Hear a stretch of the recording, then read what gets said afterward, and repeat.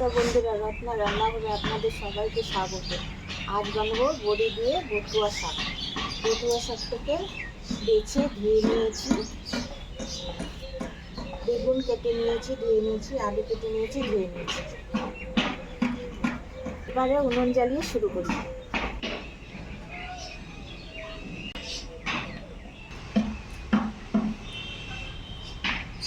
উনুনটা জ্বালানো হয়ে গেছে, এবার কড়াই চেপে দিই। কড়াই গরম হয়েছে, কড়াই দেবো তেল। প্রথমে বড়িগুলোকে ভেজে নেব।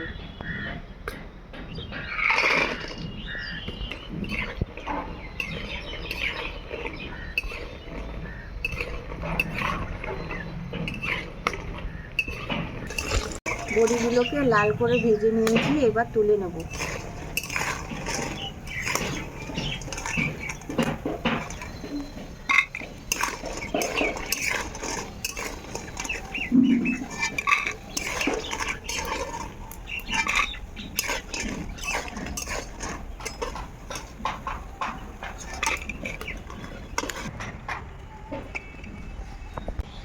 এবারে বেগুন আলুটাকে লাল লাল করে ভেজে নেব।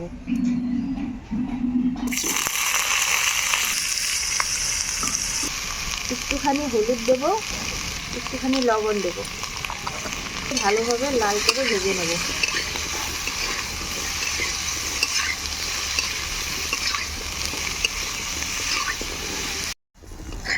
আলু বেগুনটাকে ভেজে নিয়েছি, এবার আলু বেগুনটাকে তুলে নেব।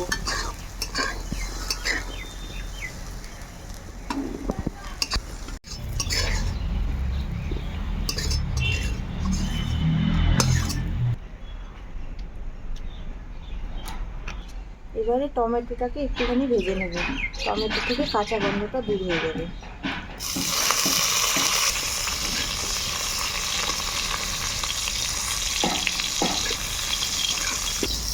টমেটোটা ভাজা হয়ে গেছে, এবার টমেটোটাকে তুলে নেব।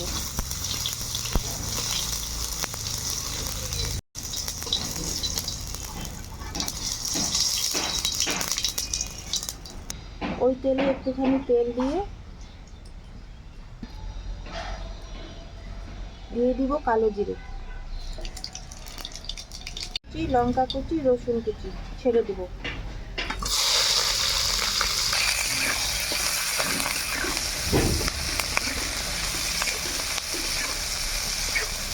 ভালোভাবে ভেজে নিয়ে এবার ছেড়ে দেবো শাকটাকে।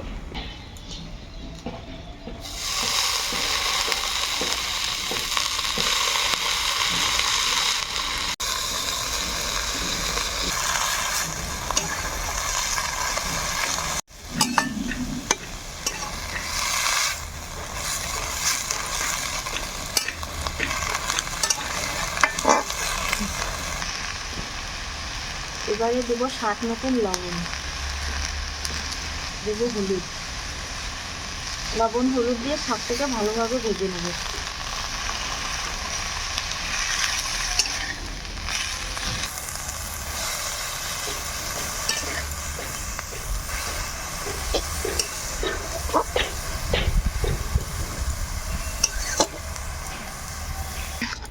শাক থেকে জল বেরিয়েছে, ঢাকনা লাগিয়ে জলটাকে টেনে নেব।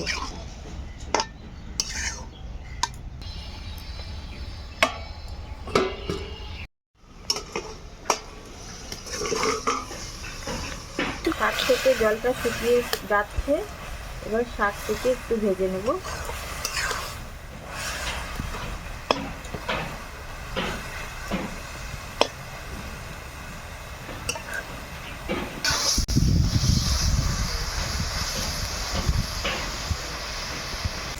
শাক থেকে ভেজে নেওয়া হয়ে গেছে, এবারে আলু বেগুনটাকে ছেড়ে দেবো।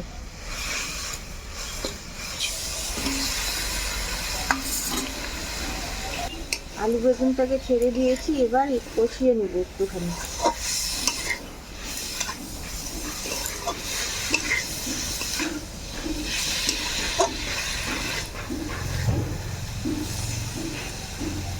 সবজিতে জল দিয়ে দেবো।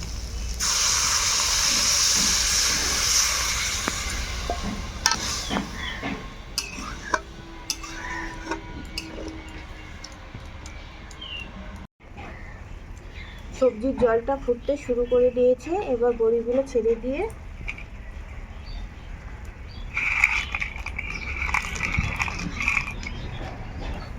ভাজা ছেড়ে দিয়ে 2 থেকে 3 মিনিটের মতো ফুটিয়ে নামিয়ে নেব।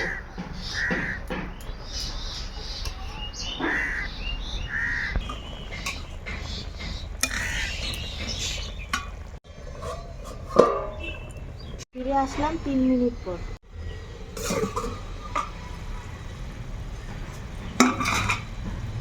বড়ি দিয়ে বেগুন আলু বটুয়া শাকের ঘন্ট।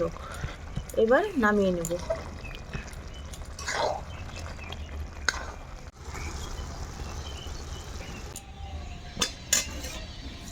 বন্ধুরা, তৈরি হয়ে গেছে আমাদের বটুয়া শাকের ঘন্ট। আপনারাও অবশ্যই বানাবেন, এভাবে বানিয়ে খাবেন। দেখা হচ্ছে এক অন্য রেসিপি নিয়ে।